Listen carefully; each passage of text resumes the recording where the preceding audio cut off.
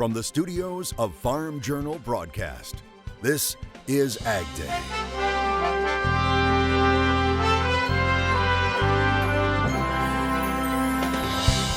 Coming up on AgDay, we're following several big stories right now. Rain and more rain. We're at a time that it's getting critical. Will we ever get a break in the clouds for planting? We get an update from the AgDay weather team. And the USMCA deal was signed but not approved. Now that could all soon be changing. It's massive. AgDay, presented by the all-new Chevy Silverado, the strongest, most advanced Silverado ever.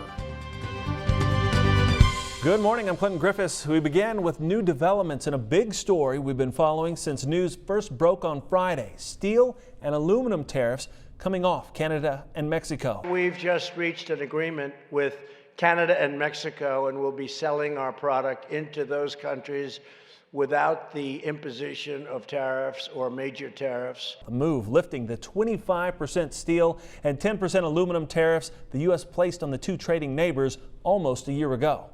And it left lawmakers in all three countries warning they would not ratify the new USMCA deal with those duties in place. Those tariffs sparked retaliatory tariffs from Canada and Mexico on U.S. ag goods and other products. One of the most impactful was the tariff on cheese to Mexico, our largest market. Now, I spoke to dairy expert Mike North about what lifting those restrictions could mean. When they retaliated against the U.S. steel and aluminum tariffs, their first step was to put a tariff on cheese.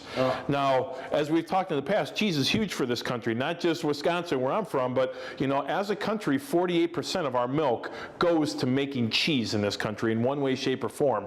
And Mexico is one of our biggest buyers of cheese as it leaves the country. So for us to be able to get past that discussion and to open up the border again to a free flow of cheese pushes a lot of milk across the border that hasn't been moving for the last 12 months. That's a big plus for dairymen around the country. Class 3 milk futures surging double digits on the news, with July contracts climbing some 30 cents Friday. Farm Journal's Jim Wiesmeyer reports the U.S. agreed to lift the tariffs in return for new tough measures to prevent Chinese steel from entering the U.S. via Canada or Mexico. Meanwhile, President Trump is delaying any decision to impose tariffs on car and auto part imports for now. The president made the announcement on Friday. He is delaying his decision for up to 6 months. The president directing his trade team to pursue negotiations with the European Union and address the impact that imports are having on the U.S. auto industry. The EU has said agriculture would not be part of the trade negotiations, but Republican Senator Chuck Grassley has said a deal that excludes ag would be unlikely to win approval in Congress. But another trade partner is expanding its business with the U.S. USDA announcing the U.S. and Japan have agreed to new terms that eliminate Japan's long-standing restrictions on U.S. beef exports. The new terms, which take effect immediately, allow U.S. products from all cattle, regardless of age, to enter Japan for the first time since 2003. That's when Japan banned U.S. beef following the detection of BSE here in the U.S. Now, Japan restored partial access 2 years later. In 2013, it extended access to include beef from cattle less than 30 months of age.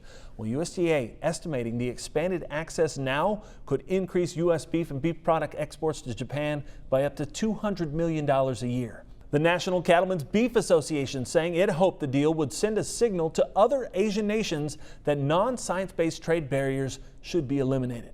Happening right now, another round of severe weather targeting the Midwest and the Plains. It follows what has been a very active weather weekend. That included strong storms with damaging winds and heavy rain. And forecasters say the next 2 weeks show even more rain is on the way, with another 6 to 9 inches of rain predicted for Iowa, Illinois, and Minnesota. Some of those areas already way behind in planning. Let's get the latest from meteorologist Mike Hoffman. Mike, lots of areas seeing more rain that don't need it right now. Yeah, Clinton, and we're in a pattern now that is going to continue to bring rain to the middle of the country. We have a trough in the west, basically a ridge in the east. You'll notice as we head through this week, it pops up most of the time. The trough just remains. So what this does is bring a lot of Pacific moisture in. It also draws Gulf moisture into the whole flow. So this area right here, middle of the country, just continues to get hit. And then it kind of spills up over this big dome or bubble of high pressure and into parts of the Northeast. On the other side of the coin, while we are concerned about severe weather and heavy rain in many parts of the plains, if this pattern holds, we have to eventually be concerned about drought and heat in the southeast. There'd be two extremes there. So that's something that we're going to have to watch over time. But this is the basic pattern that we've gotten stuck in. And until this pattern breaks down, we have more of the same coming our way. Arkansas is another state running behind when it comes to planting. Right now, it's only 21% when it comes to soybeans planted. Usually, it's at 53%. Arkansas Farm Bureau talked with a producer in Monroe County, Arkansas, about all the planting delays. And Monroe County farmer Bo Mason talks about how that excess rain has forced farmers to be even more strategic in an effort to stay on schedule. In Monroe County, Arkansas, Bo Mason farms rice, soybeans, and corn on roughly 2,500 acres. This year, planting has been slow. We are probably about half done with the rice planting, and this time last year we were done, and we were in preparation of planting soybeans at this time. But with the rain that we've had, we're pretty much on a month delay. About a month behind, and a bad harvest in 2018 didn't help. So that's added to some of the steps that we've had to take in our ground preparation. Rain is still in the forecast. We're at a time that it's getting critical, you know, that crops need to be in the ground and growing so that we can get our maximum yields. You know, this can be serious. Low prices means every bushel counts. With the price levels that we're dealing with right now, you know, due to tariffs or if it's the swine flu in China, we need to be where we can put in a crop cheaply and have maximum yield to be able to sustain these price levels that we can carry on and go another year. Regardless of the challenges, Bo is remaining positive. You do have to have some optimism. You always feel like when you start the year, it's going to be better than the last. You know, you may not feel that way later on, but you need to be able to start the year that way.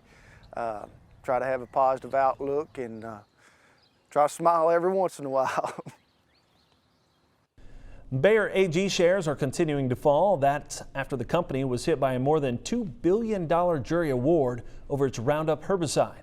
It marks Bayer's third Roundup court defeat in 10 months. A California jury on Monday awarding the money to a couple who blamed the weed killer and said it caused her cancer. We talked with Robert Fraley about the verdict. He's the former chief technology officer who helped develop the first genetically modified seeds at Monsanto. So I'm saddened to, for the outcome of the trial. Obviously, Bayer has talked about this and is committed to making sure that this tool remains in the hands of the farmer because it's so effective and it's so important for farming. And in the end, I believe that the good science around the safety of glyphosate and Roundup will prevail. Bayer continuing to insist the legacy Monsanto product is safe and that it will appeal, but investors are adding pressure as the company has seen some 13,000 similar claims filed. Tyson Foods is suing the USDA. It claims it had to destroy 8,000 carcasses because a federal meat inspector lied about checking hogs at a plant in Iowa. Tyson Foods says Yolanda Thompson, who works for the USDA's Food Safety Inspection Service, signed certificates suggesting she checked slaughtered hogs at a plant in Storm Lake back in March of 2018. Now, the suit claims video footage indicates Thompson never entered the plant and actually approved inspections while sitting in her car. The meat processor alleges the agency knew of Thompson's inadequate inspection practices and physical difficulties walking around the plant, and Tyson Foods is suing for $2.4 million. We talked about wet weather, so what about planning? Some perspective on recent market moves. Next, an analysis. And later, when a food allergy is not really a food allergy in the country. Closed captioning is brought to you by BASF. Grow smart with BASF. We create chemistry.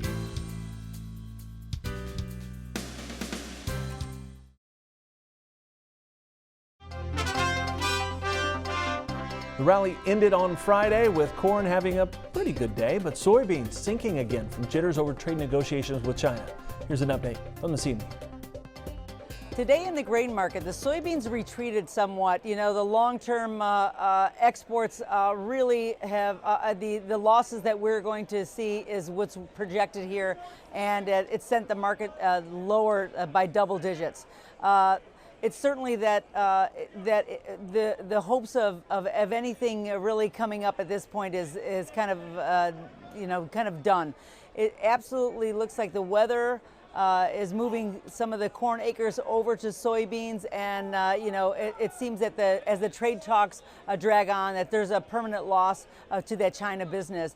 For corn, the corn rises again. Acres are certain to be lost, and I think as we wait for the crop progress report coming Monday afternoon, you're going to see these markets start to attend to what those numbers are. That bad weather is definitely slowing the planting right now, and farmers are just moving everything to beans just because you can plant it a little bit later. Wheat was higher. The futures did gain some momentum, and they're starting to hit a couple of significant resistant numbers. So technically speaking, we could get a little bit more support there.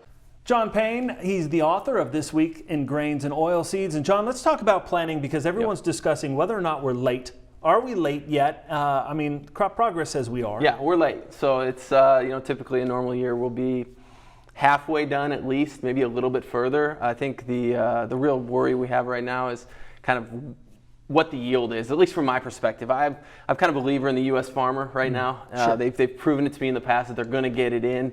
But as we get kind of closer here to the end of June and really watch those model runs, if it doesn't change, if we don't get a dry out of a week at least in this part in Indiana, I think you're probably looking at some significant preventive plant.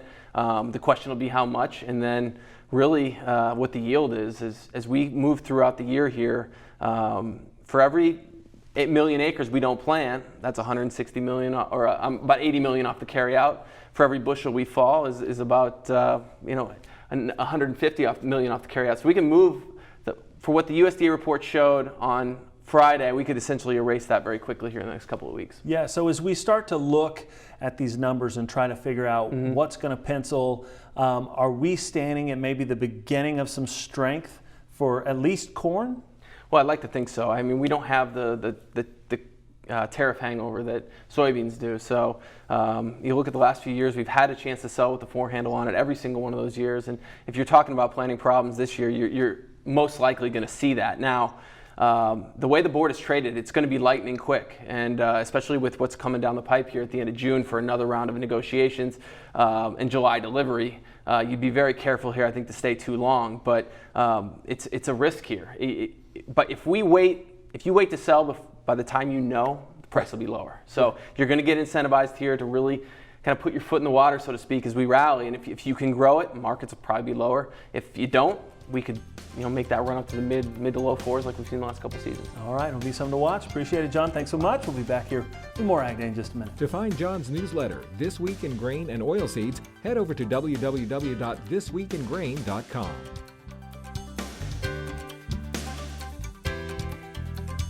Ag Day, brought to you by new Delaro fungicide for corn and soybeans. Achieve personal best yields.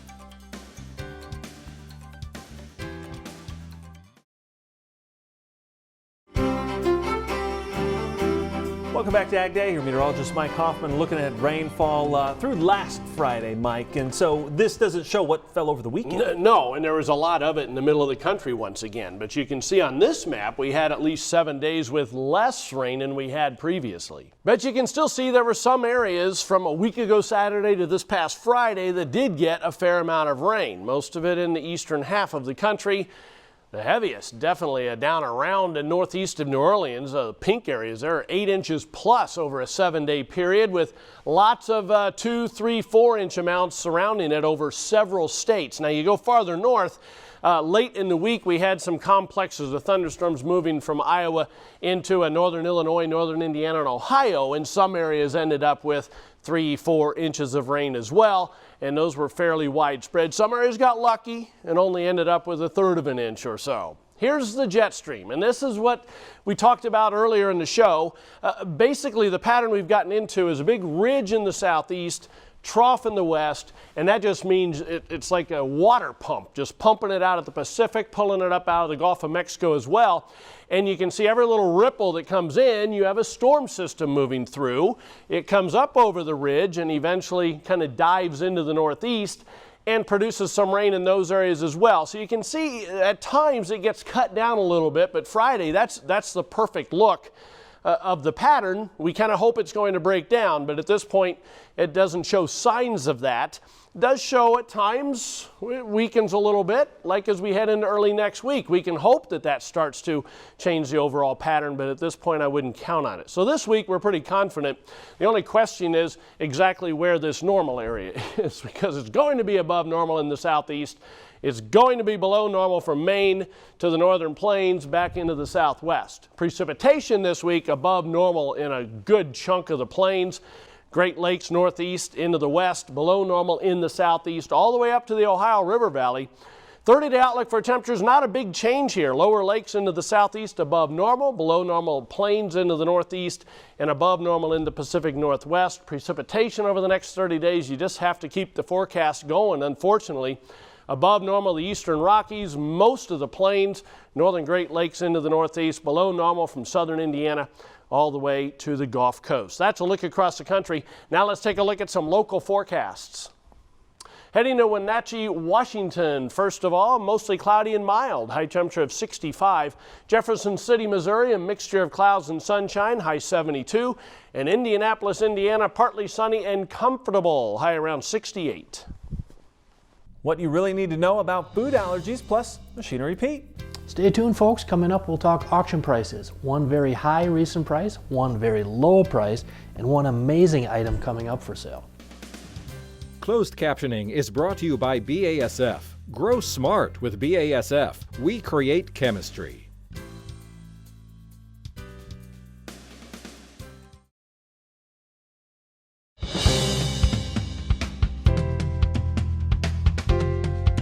All right, folks, let's talk about the three most interesting items I ran across last week and why they're important. Item number one, this McCormick Deering miniature baler sold on an auction a week ago Saturday in East Central Kansas, went for $1,400. Now the significance here, this is what I've been saying, these small capacity, good condition items have been very hot. Now you might laugh, but boy, these little mini bales this thing cranks out, these things are really valuable. Interesting item number two. Here's a picture of a 2012 Case IH Magnum 290 tractor, just under 3,900 hours on it. Sold last Thursday on a farm auction in northeast Arkansas. Went for $54,000. Significance here, well, $54,000, that's the lowest auction price I've ever seen on a Magnum 290. And the trend here is if the item is in average to not the greatest condition, prices are weakening. Interesting item number three. You maybe saw this blog I wrote recently. This 1983 John Deere 8820 combine, never been to the field, only 15.5 engine hours on it, is coming up on a farm estate auction, an online sale, June 18th in Beardsley, Minnesota, still by the Steffes Group. Now I'll have more info on this combine next week in our new Machinery Pete podcast. When is a food allergy really a food allergy? A reality check next. Introducing Farm Journal TV, on demand 24/7. AgDay, Machinery Pete TV. U.S. Farm Report on your phone and tablet. Download the Farm Journal TV mobile app today.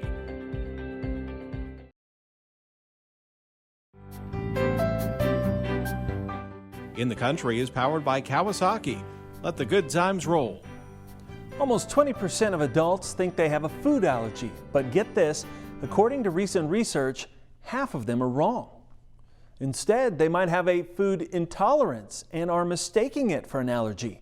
There is a difference. Allergies are an immune system reaction, whereas an intolerance impacts digestion. The symptoms vary too. And because of this, an allergist and immunologist at National Jewish Health says it's extremely important to distinguish between the two. With a food allergy, you need or require immediate medical attention because some of the symptoms can be severe, and if not untreated, can be fatal. With a food intolerance, some people can experience abdominal cramping 2 to 3 hours after eating it may not always be consistent, whereas if you have a true food allergy, every time you encounter that specific food, you're going to have some sort of an allergic reaction. Dr. Atsu says there are roughly 8 foods that cause about 90% of all allergic reactions. Those are cow's milk, egg, tree nuts, peanuts, fish, shellfish, wheat, and soy. Now, if you think you have a food allergy, experts recommend that you talk to your primary care physician or pediatrician. That's all the time we have this morning. Sure glad you tuned in. It's been part of your day with us. From all of us here at AgDay, I'm Clinton Griffiths. Have a great day.